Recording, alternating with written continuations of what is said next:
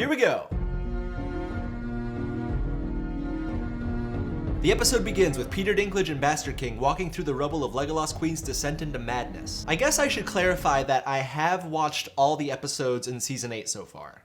Just want to make sure you guys know that, because usually that's not the case. But now I am caught up with Season 8.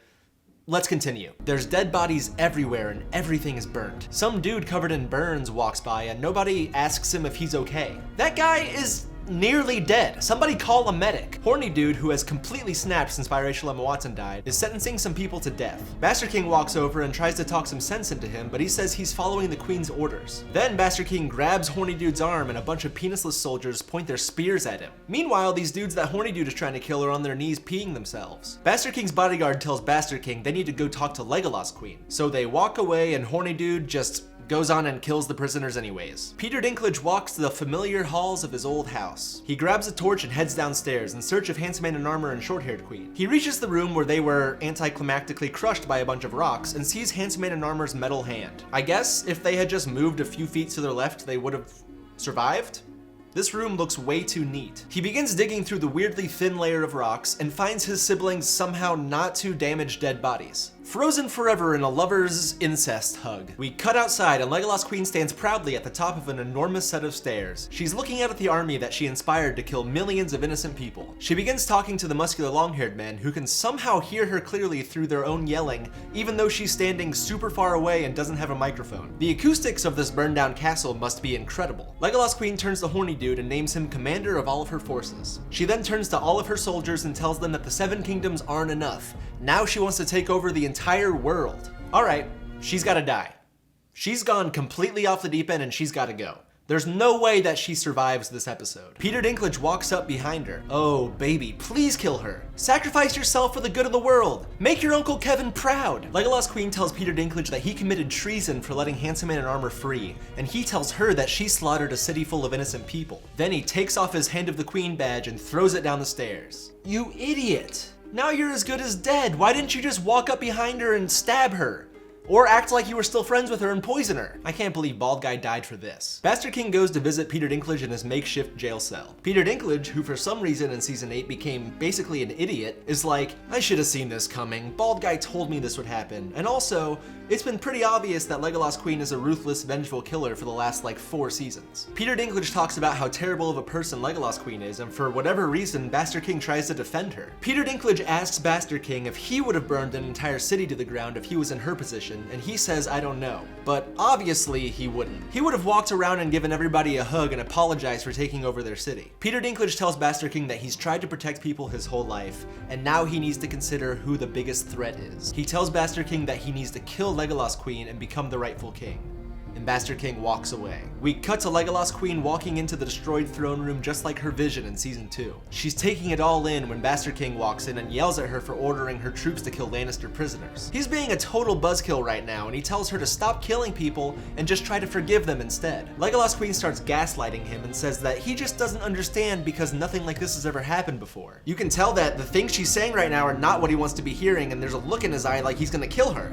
She tells him to be with her and they can rule the world together, and then they kiss? Oh Jesus, come on, this is so stupid.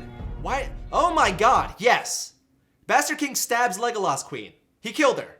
She's dead. That's what I'm talking about, Bastard King, you stone cold badass. He walked into that room probably hoping for her to say something that would convince him not to kill her, but then she just continued to act like a psychopath, so he had to do it. He holds her in his arms as he weeps. I mean, after all, his aunt is dead, and that's sad regardless of if she's also your girlfriend. This is also the second time that Bastard King has held his lover in his arms as they died. Here's some advice.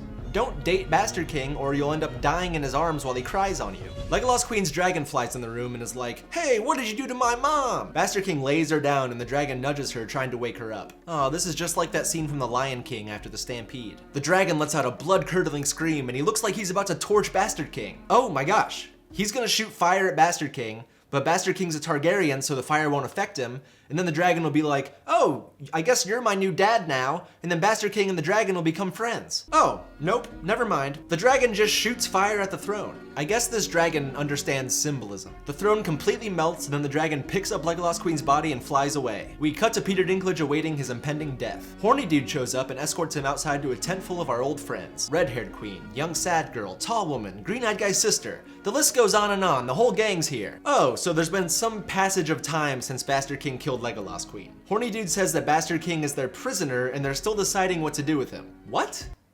So now you're keeping prisoners? You're not gonna kill the guy that murdered your queen? That seems like a pretty rational thing to do for a guy who completely lost his mind the last 2 episodes and killed a bunch of innocent people. The minute that Horny Dude walked into that room and saw Bastard King there next to the puddle of blood, he would have killed him. That's just what he would have done based on the events of the last couple of episodes. This is silly. Everybody's arguing, and then Peter Dinklage chimes in and says that the people in the tent need to pick a king or a queen to decide what to do with him and Bastard King. What the heck? Bad Aim Guy stands up and starts pitching himself to be the king. Can you imagine if this dope becomes the king after everything that's happened? Red-haired queen lets him talk for a while, and then she's like, sit down and let the adults talk. Heavyset Guy stands up and says that they shouldn't be the ones to choose the king or the queen, but they should hold an election where everyone in the 7 kingdoms gets a say. So Heavyset Guy basically just invented democracy, but then everybody just laughs at him. They can't decide who to pick, and Peter Dinklage, who for some reason is running this meeting even though he's literally a prisoner, nominates Weird Raven Kid? Weird Raven Kid. Who cares about Weird Raven Kid? This whole time he's just been sitting around watching people going into visions that seemingly don't mean anything, and now you want him to be your king? Peter Dinklage says nobody has a better story than Weird Raven Kid. What are you talking about? Red-haired queen and young sad girl are sitting right there, and they both have had way more interesting stories and are far more deserving of the crown. Let Weird Raven Kid be an advisor, you know, like let him be the human internet that people just talk to get information. Why does he need to be the king? Peter Dinklage says that from now on, rulers will not be born into the crown, but they'll be chosen by the lords and ladies of Westeros. Peter Dinklage formally nominates Weird Raven Kid, and then everyone agrees that he should be king. What are we doing here? Bastard King is literally sitting in a jail cell like 200 feet away, and we're gonna make Weird Raven Kid the king? Red-haired queen says that the North will remain an independent nation, probably because she realizes how stupid it is that Weird Raven Kid is about to be the king. And then Peter Dinklage says, all hail Bran the Broken. Yikes! That's a pretty mean nickname. Call him Bran the Seer or Bran the All-Knowing or something. We cut to inside Bastard King's jail cell. He's got a gross beard and he looks just about as bad as Kit Harington can possibly look, which is still like an 8 out of 10. Peter Dinklage tells him that if they let him free, it'll start a war, and if they leave him in prison, it'll start a war. So the only thing left they can do is send him back to the Night's Watch. Gosh. Bastard King just can't catch a break. He literally did all the work to fight off the zombie army.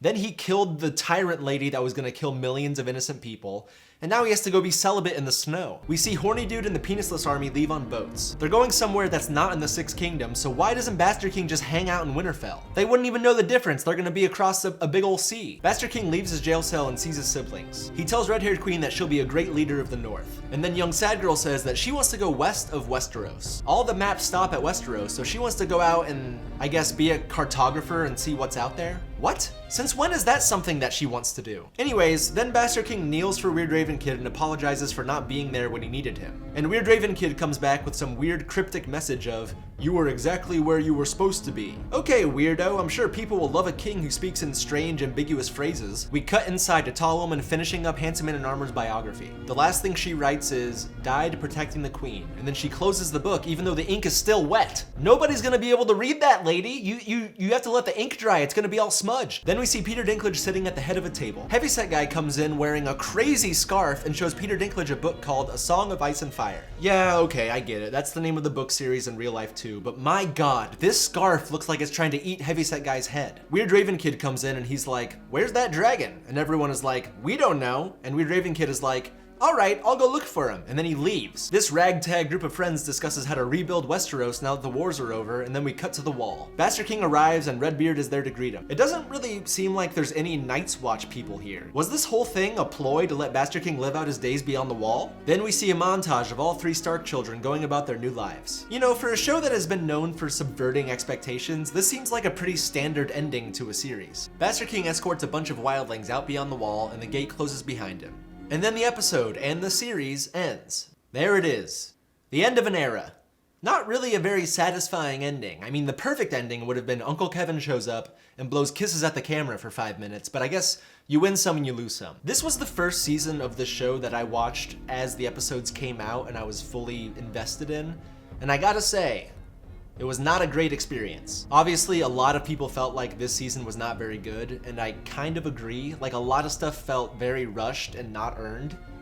Season 8 felt like a totally different show than the rest of the series. For a show that killed off a main character in the first season and then continued having these crazy twists and turns, the last few episodes were pretty much what you would expect to happen. At least I wasn't really surprised by anything. The most shocking thing was that Bran became the king. And that was more shocking because it's like frustrating that it happened more so than it is like a cool twist. But all in all, I'll give the episode and I'll give season 8 as a whole a 3 out of 10. That being said, even with this bad season and season 5, which is arguably worse than this season, it's still one of the best shows to ever be created. It's an amazing show, and I'm really glad that it exists. I've been making silly Game of Thrones videos for almost 2 years now, and it's because of this show that I was able to kind of develop this YouTube community, and I'm really thankful for that. I know this might not be the most popular thing I'll ever do, but I feel like this is the perfect time to do it.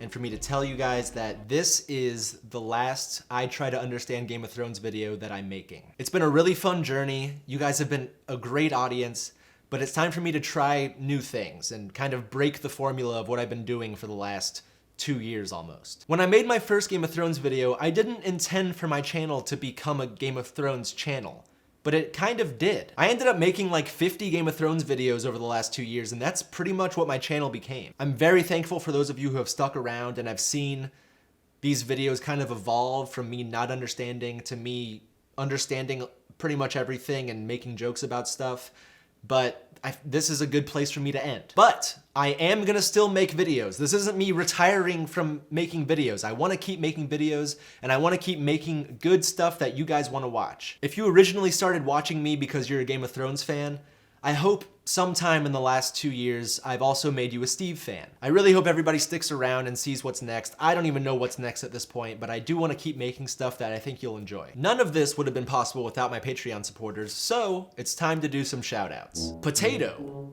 That's your name, Potato? I actually ate mashed potatoes today. I hope that wasn't one of your relatives, but if it was, they were delicious. So thank you for the support, Potato. William Miller. That's a very common name. I thought I had a common name. My name is Steve Clark, but William Miller blows me out of the water. You know who else has a common name? Jack Black, and he rocks. Also Will Smith. So we're in pretty good company, William Miller. Thank you so much for the support. Mitch Haba. Haba? You know what, Mitch? I wish we were at the beach together right now, and you walked out of the ocean in your bathing suit so that I could say, Haba Haba. Going out with a bang, Mitch. Thank you so much for the support. If you want to support me on Patreon, there's a link in the description below, and I'm going to put a button at the end of the video. This is the last Game of Thrones video for the foreseeable future, but I could still use all the support I can get. Having Patreon supporters motivates me so much to put videos out there, so maybe consider supporting me on Patreon. Let's see what comes next for old Stevie boy. Okay, bye!